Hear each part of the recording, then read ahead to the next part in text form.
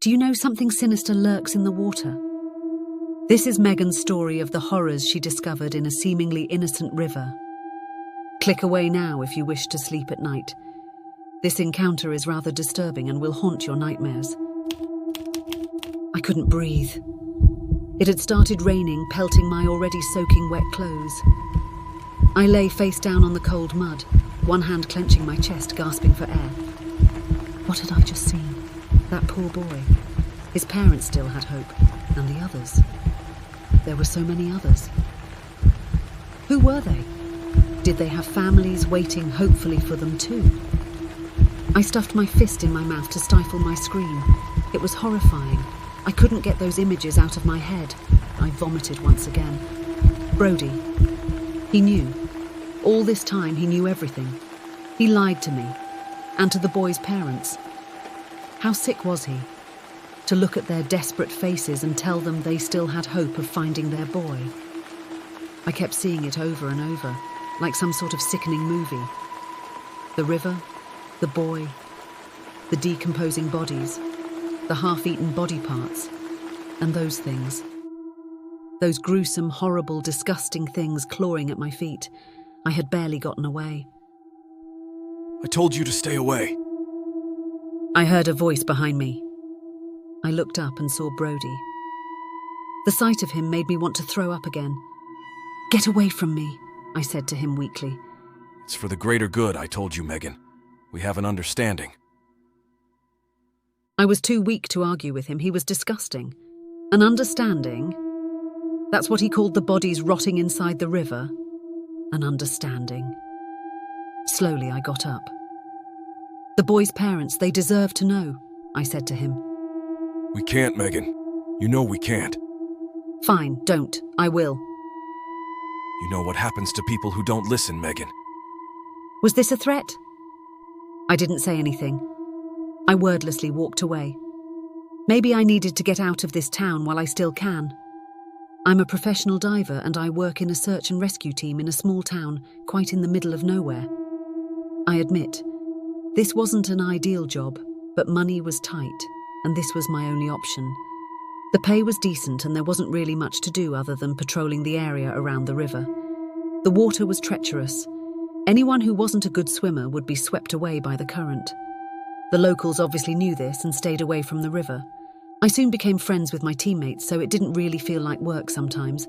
My boss, Brody, was a super chill guy. Life was comfortable, but I couldn't shake off the feeling that they all knew something that I didn't. Once, while patrolling the forest near the river, I heard faint screams. Concerned, I told Jackson, who was patrolling with me. There was a frightened look on his face for a brief second before he put on a smile and told me to relax. Probably some bird's mating call, he laughed. I told him it was a distinctly human sound. Surely we should check it out. It seemed to be coming from the east side of the river. "It's nothing, Megan. I didn't hear anything," Jackson said reassuringly. "Besides, Brody tells us that the east side is off limits for us, so don't go there," he added after a pause. I was already second-guessing myself. Maybe it was just some local bird. But I couldn't shake off Jackson's frightened look. What was he so scared of? And why was he hiding it? The next few months were pretty uneventful. I had almost forgotten that incident when I heard it again. Distinct screaming. Human screaming. Coming from the east side. My heart started beating faster. I glanced at Jackson. His back was towards me. Surely he'd heard it too. I looked at my watch. It was almost 5 p.m. We should be heading back soon. I knew Jackson would brush it off again, but I had to see for myself. I walked over to Jackson and tapped him on the shoulder. He turned around. He looked very unbothered. Almost too unbothered. It was loud this time. There was no way he hadn't heard it. "We should head back," I said to him. "Yeah, okay, let me grab my stuff," he said, and picked up his jacket and water bottle. I could sense that he was relieved. He was definitely hiding something. We went back to the office. It wasn't far, just a 20-minute walk. After clocking out, I pretended to walk towards my house.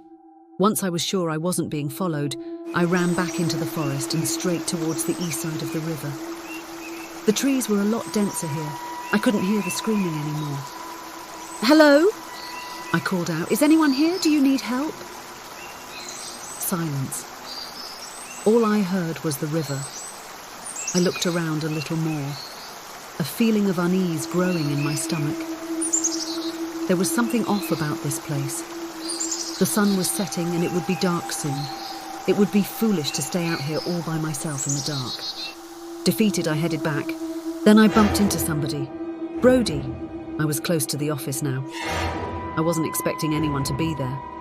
Brody usually packs up and leaves around 5:30. It was almost 7 now. What are you doing here? He asked suspiciously. "I think I left my wallet here," I lied. Don't lie to me, Megan. I know you went to the east side.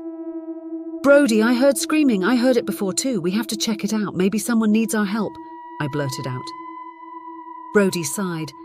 Megan, I know you're new here, but you never, ever in any circumstance, go to the east side. "But I heard screaming." No, you didn't. No one screamed. You're imagining it. You already broke the rule once. If you do it again, I will fire you, Megan. Do you understand? I had never seen him this angry. He was usually laughing and joking with us. He's never raised his voice at anyone. Here he was screaming at me. "Yes, I understand," I said. Brody looked at me. I think he felt I was being sincere. His face softened. It's for your own safety, Megan.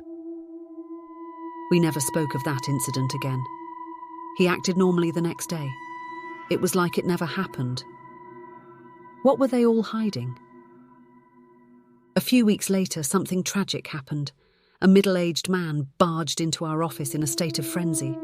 My boy is gone," he gasped between sobs. Brody managed to calm him down enough so that he could tell us what happened.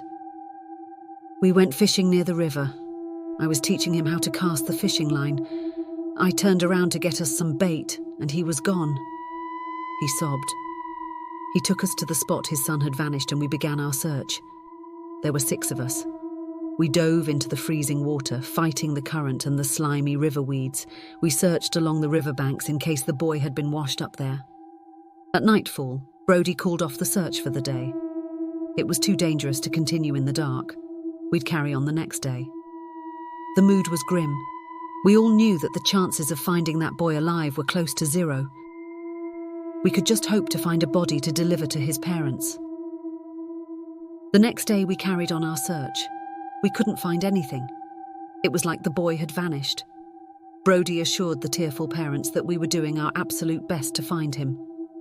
Were we doing our best, though? I wondered as I saw Brody shaking the distraught father's hand. There was one place we hadn't looked. Surely Brody knew that. That's it. I made up my mind.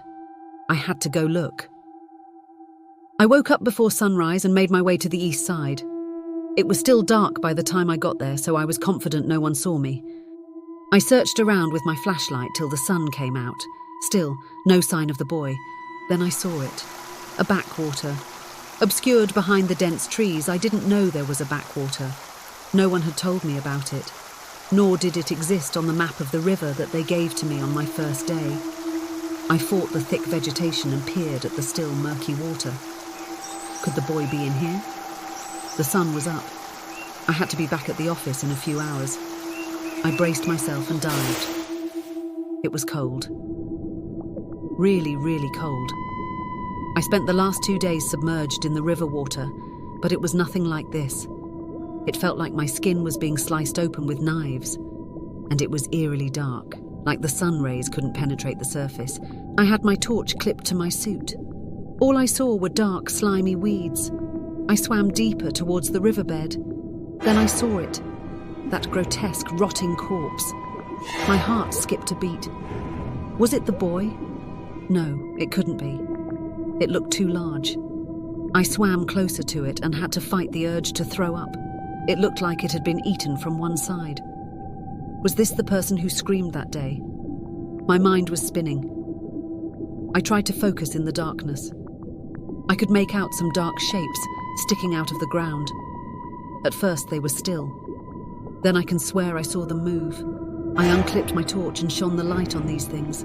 I screamed in terror. It was like a rotting arm sticking out of the water, its elongated fingers and sinisterly long claws waving grotesquely towards me. And there were dozens of them. They weren't waving at me, I realized. They were reaching towards me. Then I saw him. The boy. His body bloated by the water, those nauseating, rotting arms clawing away at his flesh. I was torn. Should I take him back to his parents? Surely they deserved closure. I swam to him and tried to grab one of his legs. I heard a sinister hissing. Those things didn't want me to take him. I tugged at him, but he wouldn't budge. More of those grotesque hands had popped up around him, clasping his body more securely. As the sand shifted, I could see what looked like scattered human bones. These were the people who screamed. These were the people we ignored. They ended up here, forgotten in a desolate backwater, alone, feasted on by these creatures. I felt something wrap around my ankle and sharp claws digging into my flesh. Terrified, I kicked out. But it was no use. Its grip got tighter and tighter. That's it, I thought, as I was thrashing around. I heard more hissing. This time it sounded happy. I was going to meet the same fate as these forgotten souls down here. They would pretend to search for me before proclaiming me dead. No, I wouldn't die here. I remembered the pocket knife stowed in my back pocket. I took it out and jammed into that awful creature. Its grip loosened for a moment, and that was all it took for me to yank my leg out and swim away. I didn't dare look behind me. Would they catch up? Could they extend their horrible bodies to catch their victims? After what felt like eternity, I broke the surface and swam to the riverbank.